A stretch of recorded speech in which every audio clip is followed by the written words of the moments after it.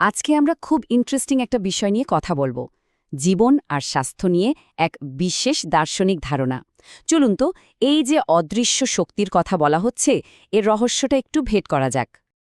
আচ্ছা, একটা প্রশ্ন দিয়ে শুরু করা যাক, কি বলেন?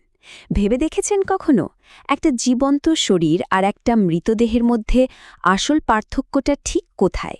মানে কি এমন জিনিস আছে যা একটা শরীরকে জীবন্ত করে রাখে আর সেটার অভাবেই শরীরটা নিষ্প্রাণ হয়ে যায়? এই সহজ প্রশ্নটার উত্তরই কিন্তু আমাদের আজকের আলোচনার একেবারে কেন্দ্রে রয়েছে। তো আলোচনার প্রথম ধাপে আমরা এই দর্শনের একেবারে মূল যে ধারণাটা, সেটা বোঝার চেষ্টা করব। এটাকে বলা হচ্ছে আত্মার সদৃশ ডাইনামিস, মানে সোজা কথায় আত্মার মতো এক অদৃশ্য শক্তি।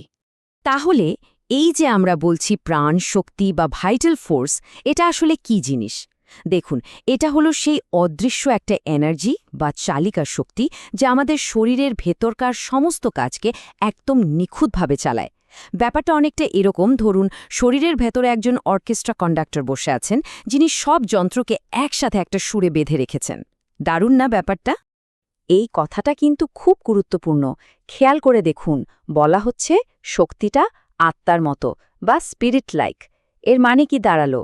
এর মানে হলো এটা কোনো ফিজিক্যাল বা ভৌত জিনিস না যেটাকে ধরা বা ছোঁয়া যাবে। এটা তার চেয়েও সূক্ষ্ম একটা অদৃশ্য শক্তি যা সবকিছুকে ভেতর থেকে চালাচ্ছে। আর যখন এই প্রাণশক্তি কোনো রকম বাধা ছাড়াই নিজের ছন্দে কাজ করে চলে, তখন তার একটাই উদ্দেশ্য থাকে, শরীরকে একেবারে নিখুঁত সুরেলা স্বাস্থ্যে রাখা। মানে সহজ করে বললে, সুস্থ থাকাটাই হলো শরীরের স্বাভাবিক অবস্থা। কিন্তু মনে একটা প্রশ্ন আসতেই পারে, তাই না? যদি এই শক্তিটা এতই পারফেক্ট হয়, তাহলে আমরা অসুস্থ হই কেন? এই সুরটা কেটে যায় কিভাবে? চলুন পরের অংশে আমরা এই রহস্যটা জানার চেষ্টা করি। দেখুন, অসুস্থতা কিন্তু হুট করে একদিনে হয় না। এটা একটা প্রক্রিয়া। ব্যাপারটা কিভাবে ঘটে? প্রথমে বাইরে থেকে কোনো ক্ষতিকর প্রভাব, মানে এমন কিছু যা শরীরের জন্য ভালো নয়, সেটা এসে আমাদের প্রাণ শক্তির যে স্বাভাবিক ছন্দটা আছে সেটাকে নষ্ট করে দেয়। আর যেই এই ছন্দটা নষ্ট হলো, অমনি শরীরের ভেতরে এক ধরনের বিশৃঙ্খলা তৈরি হয়। এই যে ভেতরের এলোমেলো অবস্থা, এই বিশৃঙ্খলাটাকেই আমরা অসুস্থতা বা রোগ বলে চিনি।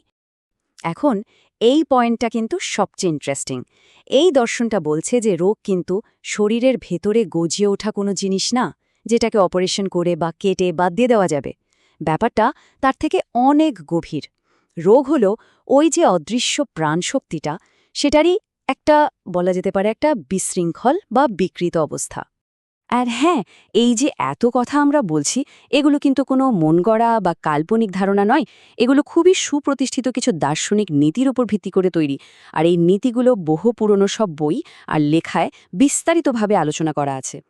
বেশ, তাহলে একটা বড় প্রশ্ন তো এসেই যায়, যে জিনিসটা চোখেই দেখা যায় না, সেই অদৃশ্য শক্তিকে সারিয়ে তোলা হবে কিভাবে? চলুন আমাদের পরের পর্বে আমরা এই নিরাময়ের ধারণাটা নিয়েই কথা বলি। এখানে দেখুন, দুটো একেবারে আলাদা অ্যাপ্রোচের তুলনা করা হয়েছে। একদিকে আছে ভৌত পদ্ধতি, যেখানে শরীর থেকে কিছু একটা সরিয়ে ফেলার চেষ্টা করা হয়। কিন্তু যেহেতু রোগটা কোনো বস্তু নয়, তাই এই পদ্ধতি এখানে কাজ করবে না।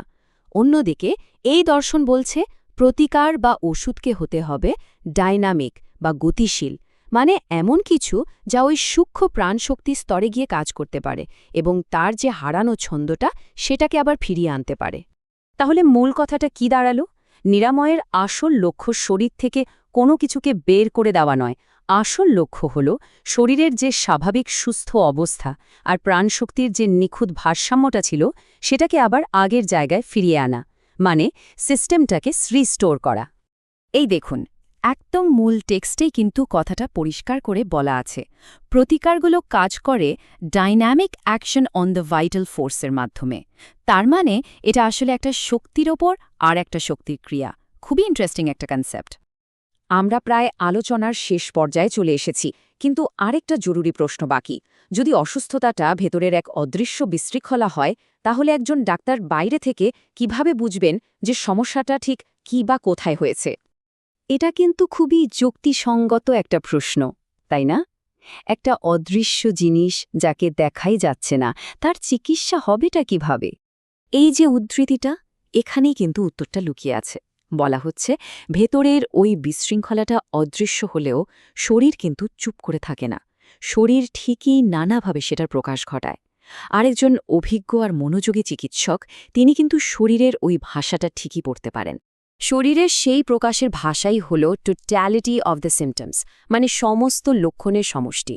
শরীরের ছোট বড় যত লক্ষণ দেখা যায় সেগুলোকে যখন একসাথে মেলানো হয় তখন যে ছবিটা ফুটে ওঠে সেটাই হলো ভেতরের ওই রোগের আসল প্রতিচ্ছবি।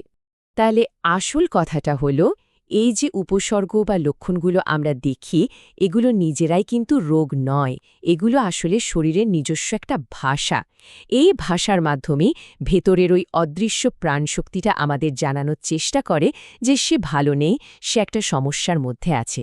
আর সমস্ত লক্ষণগুলোকে একসাথে জুড়লেই রোগের পুরো ছবিটা আমাদের কাছে পরিষ্কার হয়ে যায়। তাহলে চলুন এই একটা প্রশ্ন দিয়ে আজকের মতো আলোচনাটা শেষ করা যাক।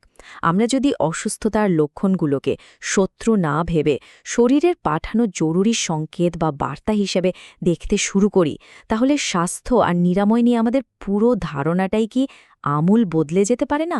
ব্যাপারটা কিন্তু একবার ভেবে দেখার মতো।